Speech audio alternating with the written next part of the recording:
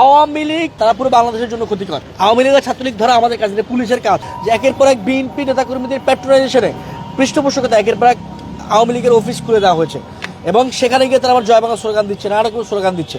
তো এই যে আওয়ামী লীগ উন্মুক্ত হচ্ছে, ছাত্রলীগ মিছিল দিচ্ছে এবং সেইটা শুধুমাত্র আমরা যারা জাতীয় ছাত্র শক্তি করি কিংবা যারা ছাত্রদল করেন, শিবির করেন, এই সকল ভাইদের জন্য, শুধুমাত্র রাজনৈতিক কর্মীদের জন্য হুমকি সব তা না।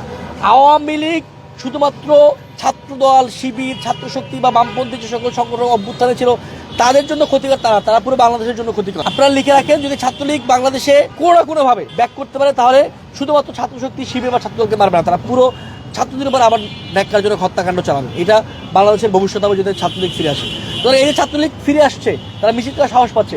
একই সঙ্গে যেমন বর্তমান সরকার দলীয় যে রাজনৈতিক সংগঠন এবং ছাত্র সংগঠন তাদের একটা পৃষ্ঠপোষকতা আছে, তাদের একটা প্যাট্রোনাইজেশন আছে। একই সঙ্গে এখানে পুলিশের গরমে আরাম নিয়ে হবে না হাহুতাশ, ঘুরলে পরে ওয়ালটন ফ্যান বাতাস আর বাতাস। নির্লিপ্ত আছে, তারা গ্রেফতার করছে না। আওয়ামী লীগ আর ছাত্রলীগ ধরা আমাদের কাজ, পুলিশের কাজ।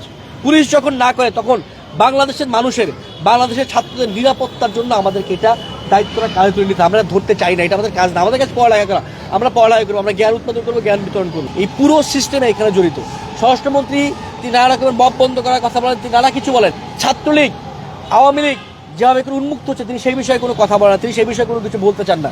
যেরকম ছাত্রলীগ আর আওয়ামী লীগ বাংলাদেশের যে হত্যাকাণ্ডগুলো ঘটিয়েছে সেগুলো মব ছিল না, সেগুলো এক্সট্রা জুডিশিয়াল কিলিং ছিল না, সেগুলো ডিসঅ্যাপিয়ারেন্স ছিল না। সুতরাং স্বরাষ্ট্র মন্ত্রণালয় এবং স্বরাষ্ট্রমন্ত্রী এই ব্যাপারে উদ্যোগ নিতে হবে। আমরা জাতীয় ছাত্র শক্তির পক্ষ থেকে আজকে শাহবাগ থানায় এসেছিলাম।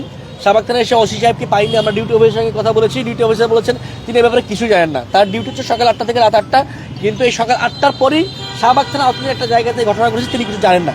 পরবর্তীতে আমরা ওসি সাহেবের সঙ্গে ফোনে কথা বলেছি, ওসি সাহেব বলেছেন তিনি এই ব্যাপারটি জানেন, তিনি তাদেরকে ট্রেস করে গ্রেফতার চেষ্টা করছেন। আমরা তার থেকে 24 ঘন্টা সময় নিয়েছি।